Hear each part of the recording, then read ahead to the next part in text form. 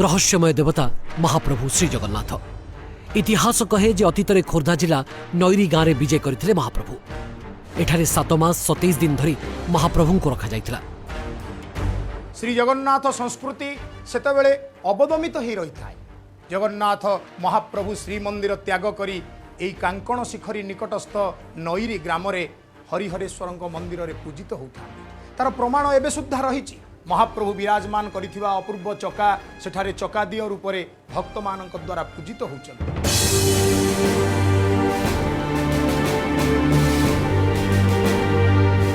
दुई थर जो आक्रमण आउ थे होते महाप्रभु केवल नईरी की ही पसंद कर आउ थे आसी।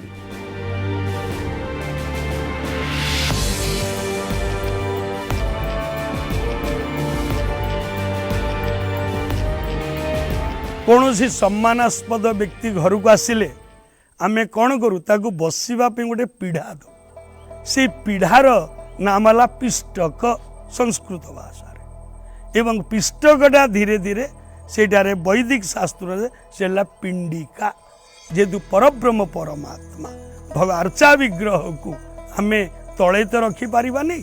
तेणु से जो स्थान पर रखा जाए सेटा हुए पिंडिका एवं ताकू न्यास करा जाए तापर वैदिक रीति भगवान को आरोहण करा जाए।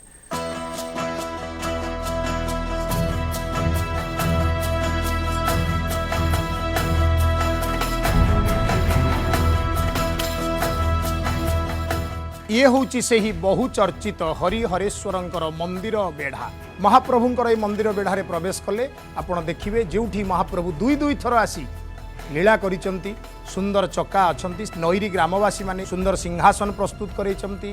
ता उपरे से चक्का को विजे करैछंती।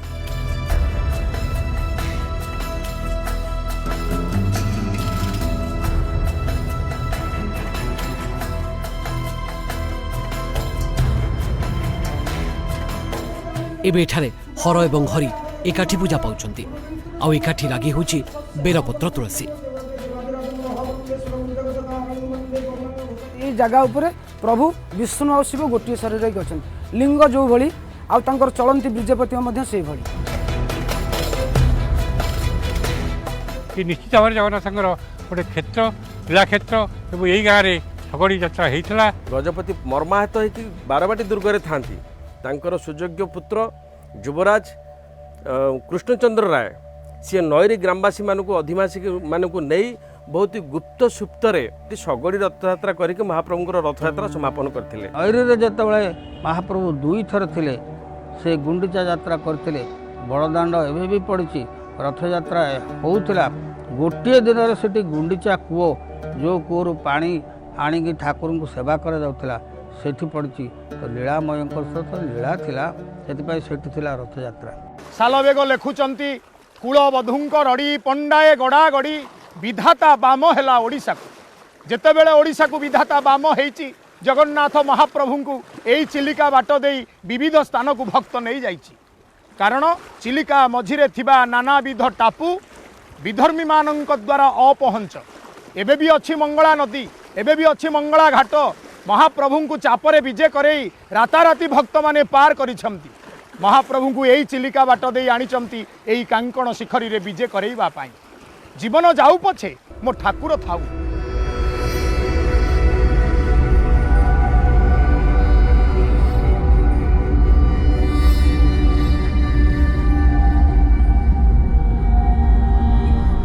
चारिपटे जलराशि मझिरे होचे कांकण शिखरी। से कांकण शिखरी रे जगन्नाथ को रखागला एवं कौन सुविधा नाला पानीर सुविधा ना जुआड़े देखले लुणी पानी भोग लगी करने से कौन से चाउल कि चूड़ा कि कौन जिनिस नाला। तेणु से चिंता करा जे जगन्नाथ से जगन्नाथ जे कि जगन्नाथर नाथ 60 पौटी जहाँ पाखे भोग लगी ताकू कौन दिज्व। तेणु फल आहार दि जाता से फल पुणी चतुर्मास कौन मिल। तेणु से जगार सेतबलर बंधु मैंने से कांकण चाष करते से कांकण जगन्नाथ पाखे भोग लगी करा बोली ता ना हूँ कांकण शिखरी।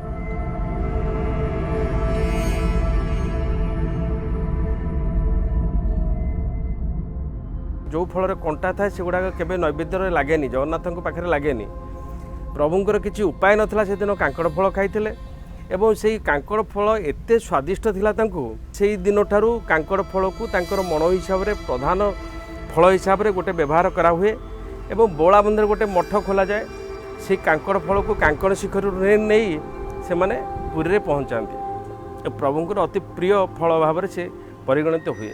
श्री जगन्नाथ महाप्रभु ओडिया प्राणर आत्मा ओडिया जगन्नाथ को नहीं बंची केते जे घन घटा आसी जाइछि श्री जगन्नाथ संस्कृति उपरे तार कौनसी इयत्ता नाही तथापि जगन्नाथ संस्कृति सदा सर्वदा विश्व दरबार रे मथा टेकी छिड़ा होइछि केवल एई ओडियार जगन्नाथ को भल पाउथिबा जोगु। जगन्नाथ महाप्रभु मध्य श्रीक्षेत्र छाड़ी अनन्य लीला प्रदर्शन करने पाई ओडिशार घरे घरे जेमिति जाई प्रवेश करि जाइछन्ति।